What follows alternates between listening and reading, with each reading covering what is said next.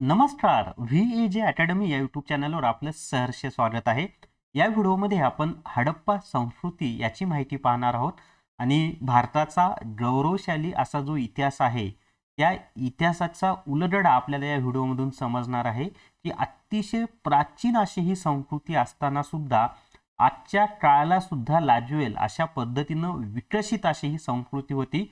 Video शेवटपर्यंत पहा. तुम्हाला आपल्या भारताचा गौरवशाली आणि आपल्याला गर्व वाटावा, अभिमान वाटावा असा इतिहास आणि रंजक अशी माहिती तुम्हाला कळणार आहे. मग आता मुळामध्ये या व्हिडिओमध्ये आपण काय काय पाहणार आहोत ते पहा. तर सुरुवातीला हडप्पा संस्कृती म्हणजे काय, त्याच्यानंतर घरे आणि नगर रचना कशी होती, त्याच्यानंतर हडप्पा संस्कृतीमधील मुद्रा व भांडी यांची माहिती पाहणार आहोत, त्याच्यानंतर महास्नानगृह याची माहिती पाहणार आहोत, त्याच्यानंतर लोकजीवन, त्यानंतर व्यापार आणि सर्वात शेवटी इतकी विकसित असलेली ही जी आपली संस्कृती आहे तिचा ऱ्हास कसा झाला, म्हणजे तिच्या ऱ्हासाची कारणं काय आहेत, या सर्वांची माहिती आपण या व्हिडिओमध्ये पाहणार आहोत. तर सुरुवातीला हडप्पा संस्कृती म्हणजे काय, सिंधू संस्कृती म्हणजे काय, किंवा त्या ठिकाणी कोणकोणती महत्त्वाची स्थळं सापडलेली आहेत, या संस्कृतीचा शोध कधी लागलेला आहे, ही सर्व माहिती आपण पाहूयात. तर या ठिकाणी पहा, इसवी सन 1921 मध्ये पंजाबमधील रावी नदीच्या काठी हडप्पा येथे उत्खनन प्रथम सुरू झाले. म्हणजे सर्वप्रथम जे उत्खनन झालं ते हडप्पा या ठिकाणी झालं. हडप्पा कुठं आहे, तर पंजाबमधील. आता 1921 मध्ये सर्वप्रथम या संस्कृतीचा शोध लागलेला आहे आणि हडप्पा हे ठिकाण रावी नदीच्या तीरावर आहे. आता त्यावेळेला हे ठिकाण भारतामध्ये होतं, परंतु आता हे ठिकाण पाकिस्तानमधील पंजाब प्रांतामध्ये, हे लक्षात असू द्या.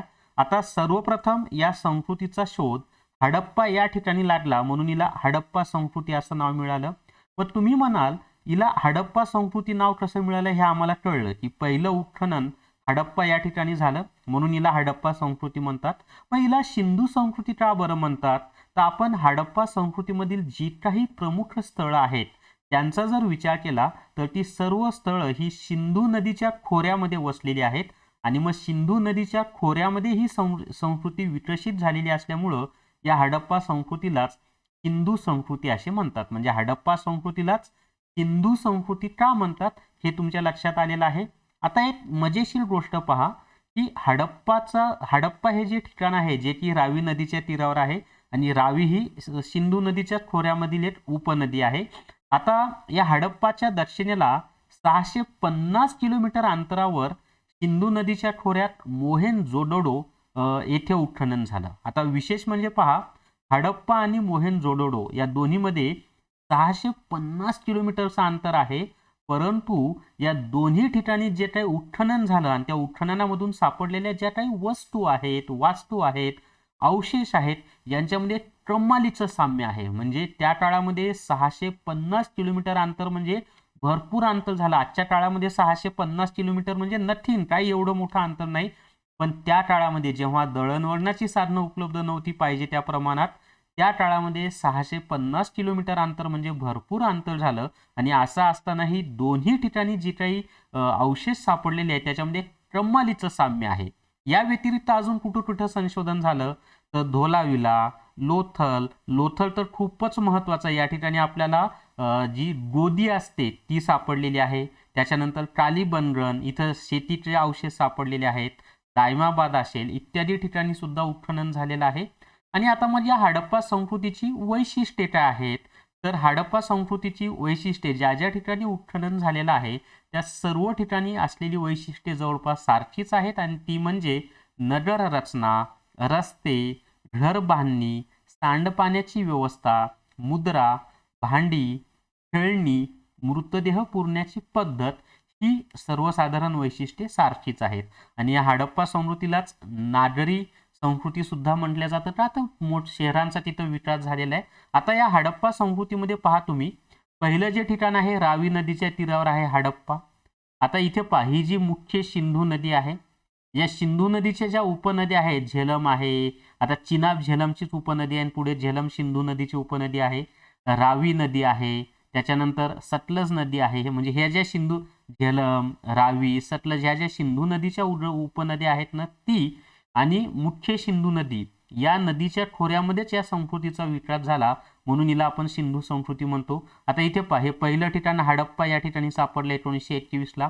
त्याच्यानंतर 650 किलोमीटर दूर सिंधू नदीच्या तीरावर मोहेंजोदडो आहे, तिथं उत्खनन झालं. त्या व्यतिरिक्त इतर ठिकाणं पहा महत्वाची, ही पाकिस्तानमधली पहा, सूट्रांजरो, सोतटाट्रोहो, बालाकोट. बालाकोट हे पाकिस्तानमध्येच आहे हा. त्याच्यानंतर कोटदिजी, चंदुदोहो, आमरी, अल्लाहदिनो ही सर्व पाकिस्तानमधली स्थळे आहेत.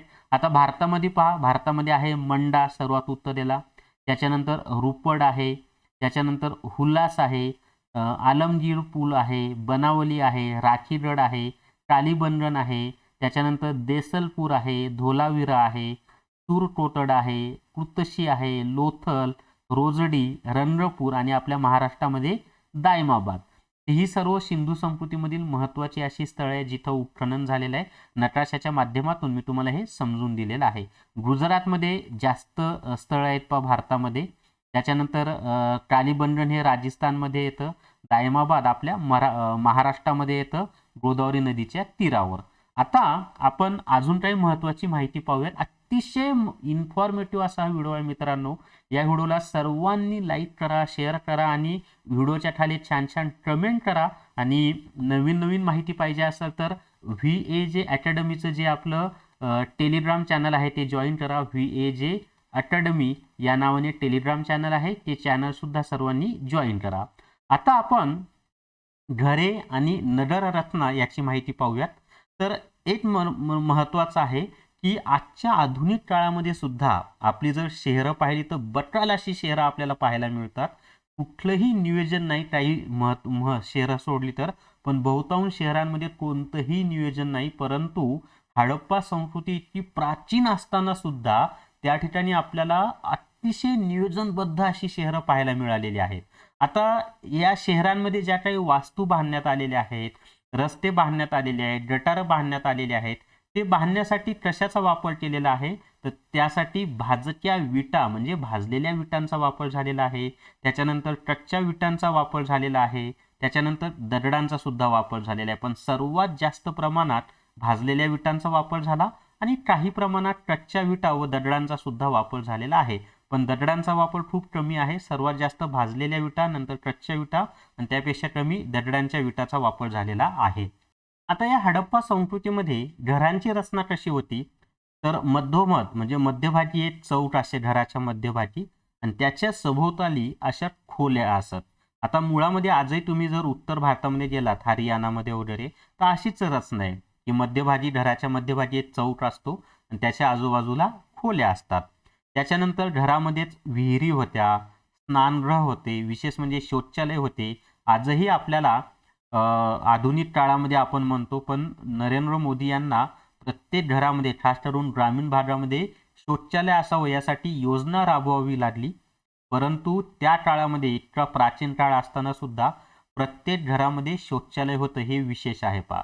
म्हणजे विहिरी होत्या पाण्यासाठी, स्नानगृह होतं आणि शौचालय होतं, हे खास महत्त्वाचं आहे. पुढे पहा, सांडपाणी वाहून नेण्याची उत्तम व्यवस्था असे. आजही आपण जर ग्रामीण भागामध्ये गेलो तर सांडपाणी वाहून नेण्याची व्यवस्था चांगली नाही. इव्हन शहरी भागामध्ये सुद्धा आपली गटारं ओपन आहेत आज. परंतु सिंधू संस्कृतीच्या काळामध्ये, त्या काळात जी पाणी वाहून नेण्याची व्यवस्था होती, सांडपाणी म्हणजे काय, आपण जे स्नान केल्यानंतर, धुणं भांडी केल्यानंतर जे पाणी असतं त्याला आपण सांडपाणी असं म्हणतो. ते वाहून नेण्यासाठी भाजलेल्या पन्हाळीचा वापर केला जायचा.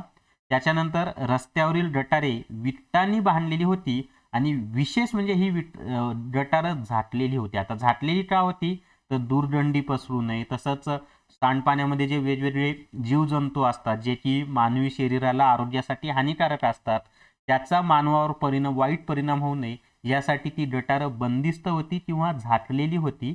यावरून ही जी सिंधू संस्कृतीमधील लोकं आहेत किंवा हडप्पा संस्कृतीमधील लोकं आहेत ती आरोग्याबद्दल किती जागरूक होती हे आपल्या लक्षात येते. मी जे सुरुवातीला म्हणलो ना की आधुनिक काळातील शहरांना लाजवेल अशी शहरं त्या काळामध्ये होती. पुढे पहा, रस्ते रुंद असून एकमेकांना काटकोनामध्ये छेदतील अशा पद्धतीने बांधलेले असतात. म्हणजे काटकोनामध्ये प्रत्येकाला छेदत आणि हा जो मोकळा चौक आहे की नाही, या ठिकाणी असे घरांची रचना असे आणि मी जो दाखवलेला आहे काटकोन हा सुरुवातीला, हे अशा पद्धतीचे रस्ते असत. त्यामुळं तयार होणाऱ्या चौकोनी मोकळ्या जागेत घरे बांधली जात. नगरांचे 2 किंवा अधिक विभाग केलेले असत आणि प्रत्येक विभागाला स्वतंत्र तटबंदी केलेली अशी. आता डिपेंड आहे ते नगर किती मोठं आहे ते. मोठं नगर असेल तर जास्त विभाग असतील, छोटं नगर असेल तर 2-3 विभाग असतील. पण जेवढे काही त्या नगरामध्ये विभाग केलेले असत त्या प्रत्येक विभागाला तटबंदी असे. आता तुम्हाला ना या ठिकाणी चित्रामध्ये हडप्पा संस्कृतीतील एक विहीर दिसत आहे पहा. इथं स्पष्टपणे तुम्हाला दिसतंय भाजलेल्या विटांचा वापर झालेला आहे. ही जी मध्यभागी दाखवलेली आहे ही विहीर आहे. त्याच्या आजूबाजूला हे ज्या बांधलेल्या भिंती आहेत त्या सर्व भाजलेल्या विटांच्या आहेत. त्या विहिरीचं बांधकाम सुद्धा भाजलेल्या विटांचं आहे. आणि इथे पहा या ठिकाणी तुम्हाला गटार दिसतंय. आता याच्यावर झाकलेलं असायचं परंतु हे उत्खनन केल्यामुळं ते त्यांनी वरचं आवरण काढून ठेवलं असेल. तर ह्या अशा पद्धतीनं सांडपाणी वाहून नेण्यासाठी पन्हाळी किंवा नाली किंवा गटार असे आणि ते बंदिस्त असे. आता आपण पुढची माहिती पाहूयात.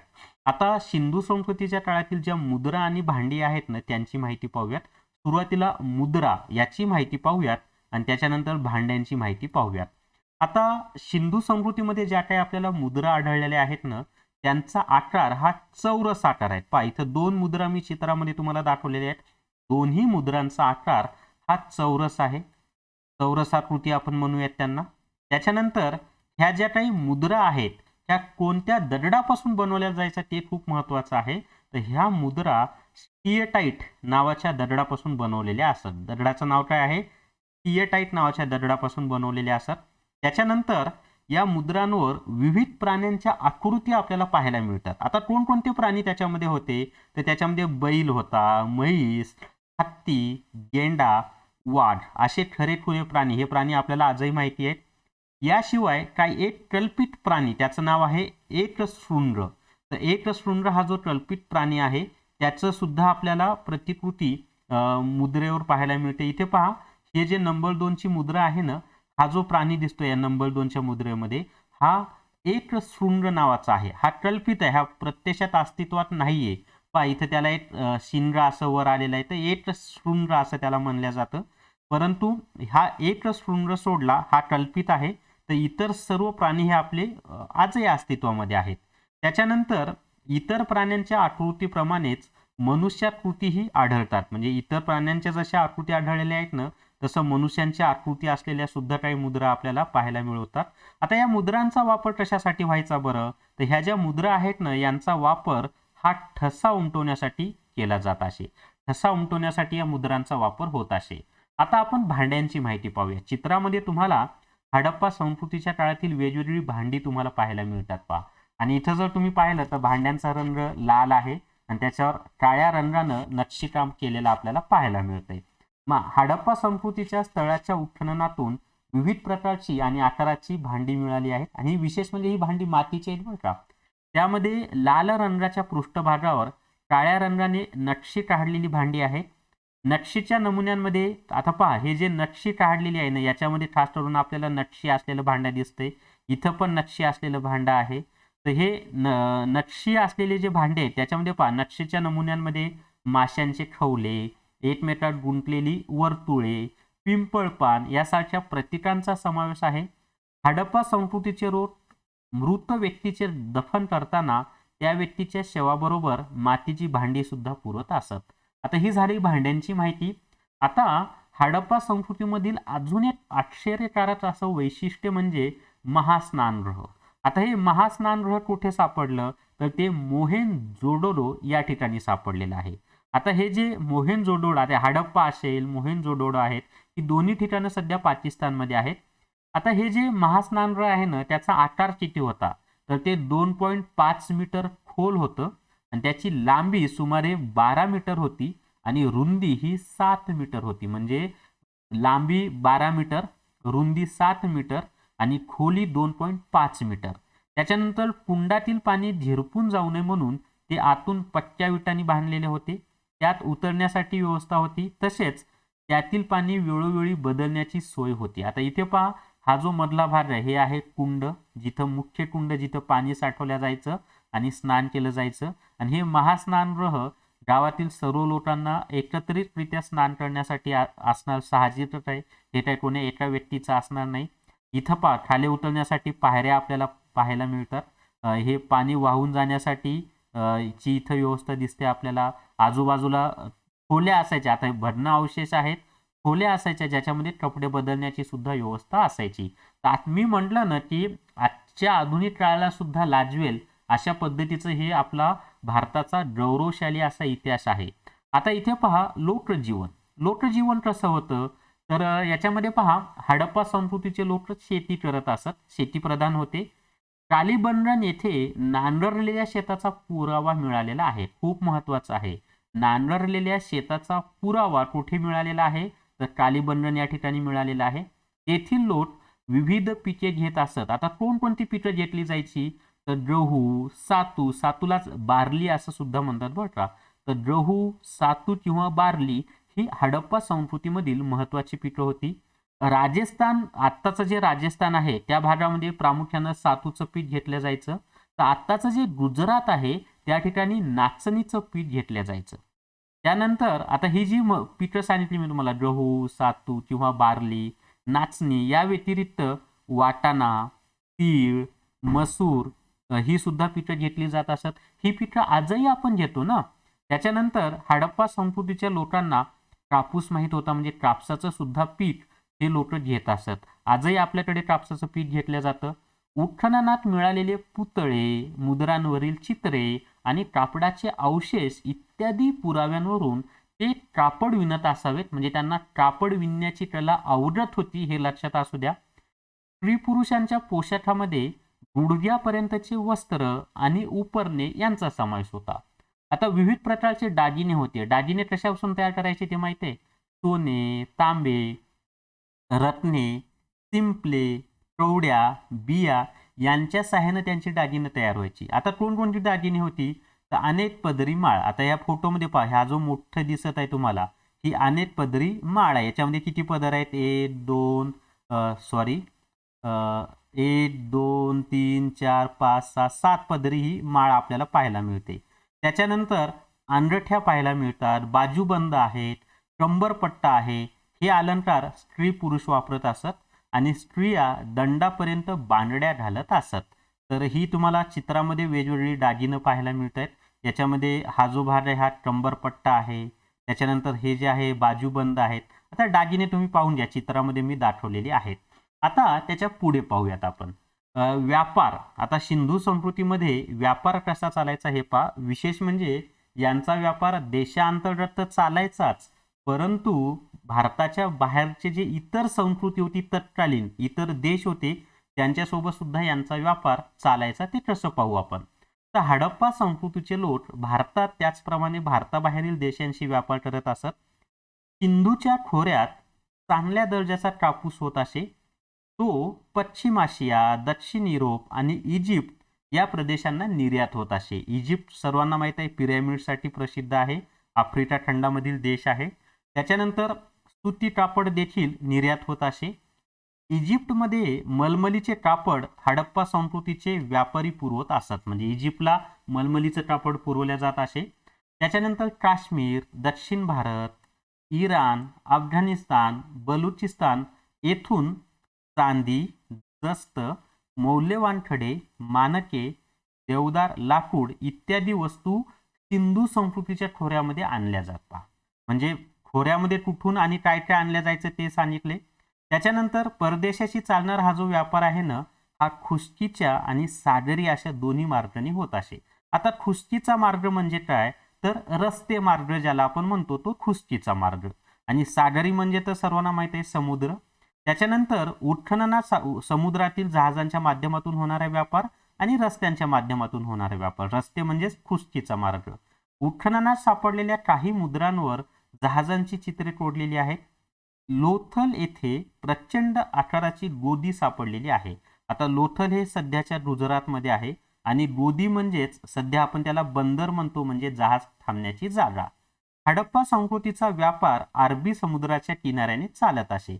आता इथे कारण सिंधू नदी अरबी समुद्राला जाऊन मिळत असे, त्यामुळं अरबी समुद्राच्या किनाऱ्यानंच यांचा व्यापार होत असे, अरबी समुद्राच्या माध्यमातून. तुम्हाला चित्रामध्ये ना लोथल येथील गोदी पाहायला मिळत आहे. लोथल येथे जे काही अवशेष आपल्याला सापडलेले आहेत त्यांची पुनर्रचना करून संगणकाच्या सहाय्याने हे चित्र तयार करण्यात आलेलं आहे. तर इथे तुम्ही पाहिलं असेल की हे सिंधू नदीचं पाणी किंवा समुद्राचं पाणी आतमध्ये सॉरी लोथल सिंधू नदीच्या तीरावर नाहीये. समुद्राचं पाणी आतमध्ये घेऊन कशा पद्धतीने इथं गोदी तयार करण्यात आलेली आहे आणि त्याचा जहाजाच्या साहाय्यानं व्यापार कसा केला जायचा हे बंदरच आहे. त्याला आपण गोदी म्हणतो किंवा बंदर म्हणतो. तर हे लोथल या ठिकाणी आहे. आता इतकी मोठी प्रगत असलेली खूपच छान असा विकास झालेली संस्कृती ऱ्हास कशी झाली त्याचं सुद्धा एक मोठं कुतूहलच आहे. तसं पाहिलं तर सिंधू संस्कृतीची अजून बरीचशी माहिती आपल्याला मिळणं बाकी आहे. तर या ठिकाणी पहा ऱ्हासाची कारणं काय ती आपण पाहूयात. तर याच्यामध्ये आहे पुन्हा पुन्हा येणारे महापूर, त्याच्यानंतर बाहेरून आलेल्या टोळ्यांची आक्रमणे, व्यापारातील घट यासारख्या गोष्टी हडप्पा संस्कृतीचा ऱ्हास होण्यास कारणीभूत होत्या. त्याचबरोबर पर्जन्यमान कमी होणे, नद्यांची पात्रे कोरडी पडणे, भूकंप, समुद्र पातळीतील बदल यासारख्या कारणामुळेही काही स्थळं उजाड झाली म्हणजे नष्ट झाली.